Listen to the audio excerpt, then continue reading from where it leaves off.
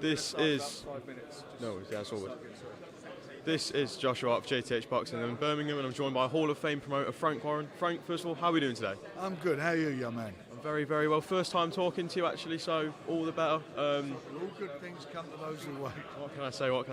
Let's get straight into things. So we're here in Birmingham, another magnificent 7 card. Probably one of the best UK cards we've seen so far this year. Just how excited are we for it, first of all? I'm very excited. You know, the one we did last year was great. You know, we revived it last year. And this one, I think, is equally as good. There's some really good matchups on there. 7 title fights, and I think, and a couple of people can have their careers are on the line for in this lineup. I generally feel you're going to get a fantastic night of boxing. One of the things that I find quite interesting is a couple of the in-house matchups that you got: Ethan James versus Owen Cooper, and obviously Dennis McCann versus Brad Strand. They're all your fighters, and they're going up against each other. I think these are the fights that the fans really enjoy, because it's like these fighters you've invested in, and then they're going against each other, and they're risking their undefeated records. It's very interesting, isn't it? It certainly is, and they are competitive fights, and obviously there's a lot at stake for everybody involved, as I just said, and I think that gets the best out of the guys. So you're going to get the competitive fight, and it's not the end of the world if somebody loses. It's not the end of the world, but the winners will be looking to go on to bigger and better things. So you are fresh home from Saudi. You have another big week out there. You just had Anthony Joshua versus Francis Ngannou. Another amazing week out there. A great night.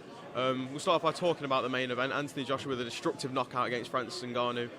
Sat ringside, what went through your head when that knockdown first happened? Well, Tyson and I were cheering him on, and he won it. It was a good win. You could see in that first round when he got that opportunity, he threw the jab to the body, and that opening was there, and he took it in good style. He's a powerful puncher, and the other guy was standing. He just got caught a little bit square on because he changed his stance from south. That's from orthodox to southpaw, and he got caught and went over. And the second round, he'd done it twice, same punch twice more. And the second knockdown in the second round was devastating. Fantastic punch. And do you feel we could be closer than ever to seeing Joshua versus Fury? I know there's the rematch clauses both ways with Fury Usyk, but if Tyson is to get through both of those fights, do you reckon we could finally see Fury versus AJ? Yeah, I can see that happening. He gets through both fights, and obviously AJ's got to keep winning, but I can definitely see that happening. Obviously, another big fight on that card. Joseph Parker down twice, but still got the win against Zhang. A performance that showed a lot of heart, and it's one of those performances in boxing where you can tell when you look at the rebuild that he's had since losing to Joe Joyce. It's remarkable, isn't it? It is. I mean, you know, 8th round was the second knockdown, was it? I think it was the 8th round he got knocked down, and Zhang just seemed to sort of fade a bit after that, and Joe kept at it at the task, and came through and done what he had to do. It was a very close fight at the end, and he came through and did what he had to do. And he's done brilliantly. The last 5 fights now. He's won the 5 fights, totally resurrected his career, having come off of that stoppage against Joe Joyce, and Joe Joyce got beat by Zhang. So that's how this merry-go-round is happening at the moment, this heavyweight boxing, because all eyes are obviously focused on the 18th of May to see who comes through between Tyson and Usyk, and they'll all be jostling and looking to get a shot at the winner, or if the belts fragment, fighting for the vacant belts. Obviously, Zhang does have that rematch clause in place. If a rematch is to happen, do you see it going the same way, or do you see it going a little bit differently? It's what he's got left, Zilly. He never got a belt in. He's just tired. So, you know, I don't know if there might have been a reason for that, or maybe he become old overnight. Who knows what it may be, but it's if he calls it, it'd be an interesting fight, that's for sure. Obviously, one of the things on the card that wasn't as good to see as the main event, obviously Nick Ball put up a great display against Ray Vargas, and obviously the boxing world seemed to all be in agreement that it should have went his way, and it didn't. Very frustrating. Obviously, Raymond Ford has come out and said that he will give Nick Ball the fight anyway, but it's still not the same. He should be holding that WBC belt right now, shouldn't he? He should be holding that belt. It was a terrible decision, and it was a robbery. He got robbed. He worked very hard, and you know, you looked at the height disparity. You looked at everything about what Nick did, and you know, with the manager and trainer Paul Stevenson, the game plan. You know, he lost those first 4 rounds but that was because he was. You could see what he was looking to do, and eventually it started getting closer and closer, and he started connecting and hurting him. And for the life of me, I do not know how they come up with that decision. But look, we're with Nick.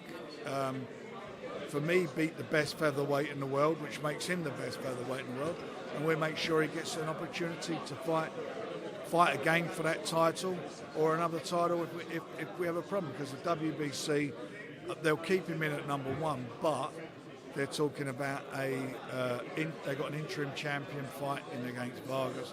Who knows? But one thing you said was absolutely correct. Not one person has said to me that they thought Vargas won that fight, and I think nobody did except for Vargas's family. That's for sure. In an ideal world, would you like to get the rematch with Vargas next? But obviously, I know he said he's not interested in a rematch because he feels he won the fight, but he's going to say that. But in the ideal world, would you like to get Nick Ball that immediate rematch with Vargas? I would do, yeah. I would do, yeah, definitely. Another fight I know that you were very, very pleased with, Mark Chamberlain. What a dominant display against Gavin. I know Gavin's one of your fighters as well, but you've got to give Mark Chamberlain his props. Gavin got a terrible eye injury in the first round, got caught with that, and his eye got worse and worse. But I've got to tell you, Mark was punch perfect. He fought extremely well. It was a great opportunity for both of those guys, because HE wanted, said to me, let's get him on, and it was a chance and Mark grabbed that opportunity literally with both hands and came through a great performance, and he'll be on the next show. That was what was so good about it. And again, by the way, we'll bring him back. He'll come back. Obviously, when you hear things about His Excellency, someone who's been involved with such great fighters, you can see the shows he's put on. And when you can hear him say someone like Mark Chamberlain is one of his favourite fighters, a lot of people always question how much he loves the sport, but I think that really shows that he loves the sport. Oh, I'm telling you, he watches everything.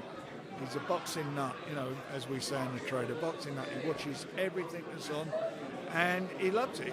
He loves everything about it. I mean, it's refreshing to be able to sit down and work with somebody who feels that way about the sport. I mean, some TV companies, you deal with them, and yeah, they're interested in the sport, but this guy's got a quite in-depth. He's got an in-depth knowledge of fighters and fighters who he likes, and as I say, a massive passion. And finally, obviously, I've got to talk about the 5v5. I've seen a few tweets recently saying that we could see a second one in London in September. But I think the one that everyone wants to know about first is the one on June 1st on the Better Be a Bivol undercard, supposedly anyway. We've been hearing for a while now that an announcement is coming imminently. He was meant to get one last week. Has anything been put in place yet for an announcement?